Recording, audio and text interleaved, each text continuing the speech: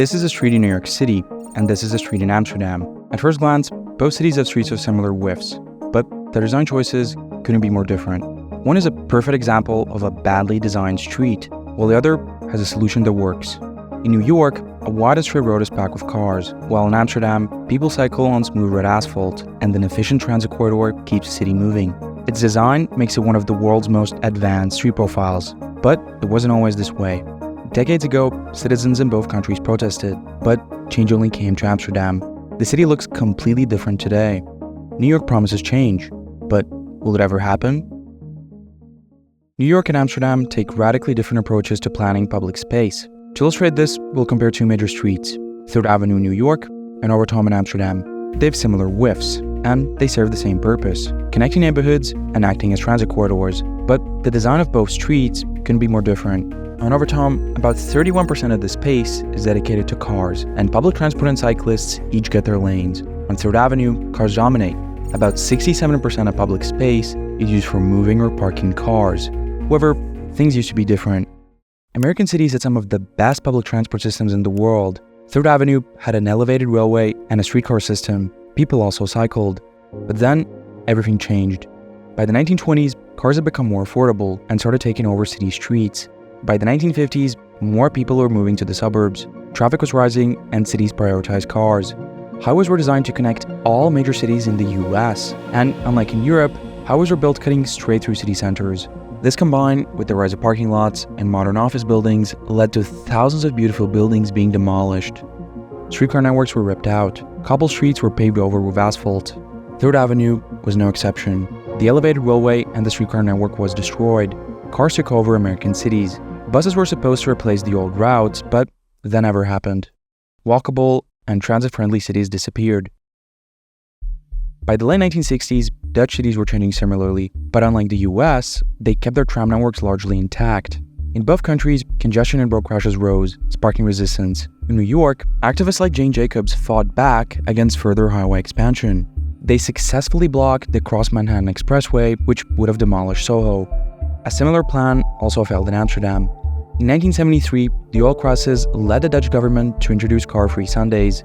Both countries saw protests against rising traffic deaths, especially among children. But the movement only gained widespread support in the Netherlands. Press conferences were held, and children visited the parliament. The Stop the Kindermoord campaign united people across different political beliefs. Politicians couldn't ignore the rising traffic deaths, and something had to be done. As complete redesigns would be too costly, early changes were cheap but effective.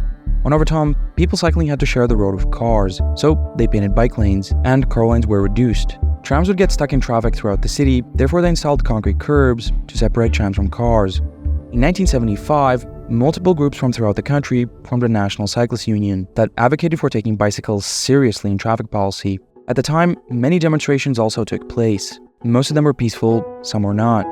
Over time came the bigger shifts, woonwerfs and car-free city centers. A woonwerf is a shared street designed to slow cars and prioritize pedestrians and cyclists. More streets were designed with narrower roadways and smaller intersections. This was a huge shift in thinking, as street design guidelines had long prioritized wide and straight roads. Though most streets didn't implement this shared space design, they adopted other traffic calming measures, such as raising intersections and putting in speed bumps. Gradually, Dutch cities redefined public space. We willen het zoveel mogelijk verplaatsen naar de Hobbemarkade, naar de Amsteldijk en naar de Wieboudstraat. Dus als we hier de oude pijp nemen, nemen we zoveel mogelijk in richtingverkeer. En voor mij lijkt dus de buurt een aangewezen gebied om nu hier dus te beginnen met een proef van 30 km snelheid in deze straten. All streets in the Netherlands were categorized into two types: traffic areas and residential areas. Traffic areas are larger streets that prioritize vehicle flow, like Overtoom, and residential areas are quieter streets where through traffic is restricted and livability is prioritized. Residential areas would have a 30 km/h speed limit and preferably be made one way for cars, while cyclists would be exempt. Cobblestone and brick were reintroduced, not just for aesthetics, but to slow down cars naturally. Meanwhile, traffic areas kept asphalt for efficiency. Cars continued to be a problem in city centers, and much like in the US, there were a bunch of parking lots and office buildings, making them undesirable places to live or spend free time. In response, cities like Groningen divided the city center into 4 zones. Cars couldn't drive directly from one area to another anymore, and instead had to make a detour. People walking and cycling were given priority. This plan was controversial among shop owners. They protested and called it an assassination attempt on the city. Fewer cars and parking spaces would mean fewer customers, but the opposite happened. Today, each of the 20 largest Dutch cities has restrictions on car use in the city center, making them some of the world's best urban environments. City centers came back to life, foot and bicycle traffic increased, and businesses are thriving. But the key to success wasn't a few cases of unrest. It was 20 years of increasing public support, efforts to redesign streets with protected bike lanes, and measures to restrict cars in the city center. All of these efforts worked. Since the 1970s, traffic fatalities have dropped by 80%. Many streets look unrecognizable compared to 50 years ago. The way public space is allocated in each city directly impacts how people travel. In New York, 34% of trips are made by car, and only 3% are made by bike, while in Amsterdam, 21% are made by car, and 34% are made by bike, a direct result of building safe bike lanes in a dense city. Meanwhile, in the US, the car-centric mindset remains. A major factor in this was the rise of suburbia after World War II. Millions of Americans live in sprawling areas where driving is the only practical option, and low population density makes transit funding difficult. Even in downtowns, where cycling and transit used to be the go-to options, American downtowns are still for cars. However, New York is beginning to correct its past mistakes. The city has been constructing protected bike lanes to alleviate traffic congestion and improve road safety. However, this remains an exception rather than the norm. Streets like Third Avenue reflect the car-centric design that dominates American streets. Third Avenue has remained largely unchanged for the past 50 years. Overtoom, meanwhile, has been completely transformed. Today, the street is a dedicated transit corridor that also provides a clear path for emergency vehicles, and the painted bike lanes have been transformed into curbside protected bike lanes that allow cyclists and people with disabilities to move around safely. People could cycle on Third Avenue, but would you let your kids cycle here? While Overtoom has evolved into a safe street for all users, Third Avenue remains stuck in the past. If someone is brave enough to cycle, they are forced to squeeze between cars. Buses can get stuck in traffic, and pedestrians have to cross multiple lanes of traffic. Because Third Avenue has a wide and straight roadway with no physical obstacles, it is easier and more comfortable to drive fast. Wide and straight roads are dangerous, especially for pedestrians. From the above, we can see the difference. Third Avenue has 5 lanes of traffic that encourage high speeds. In contrast, Overtoom only has 2 lanes of traffic and a lower speed limit of 30 kilometers an hour. This has helped to reduce air and noise pollution on the street. Also, notice how the roadway is completely straight in New York, but has slight curves in Amsterdam. This makes drivers pay attention and slow down. In New York, dangerous driver choices are a primary cause or contributing factor in 70% of pedestrian fatalities. But blaming drivers alone ignores a key factor. Street design directly impacts driver behavior and speed. This is why traffic islands are a crucial design element. Traffic islands should have raised curbs that center from the road and include a traffic column. In the Netherlands, they're everywhere because they make drivers slow down and pay more attention, making the street safer for everyone. Most importantly, traffic islands allow people to cross in multiple stages. This makes crossing safer and more comfortable. Additional safety features, such as warning markings and reflective elements, help keep drivers alert. Although the street is just one lane in each direction, it is enough, since intersections determine road capacity. This is why additional lanes are added only before intersections. To improve traffic flow, traffic detection strips on both the roadway and bike lanes means that every light cycle is adjusted to real-time traffic flow.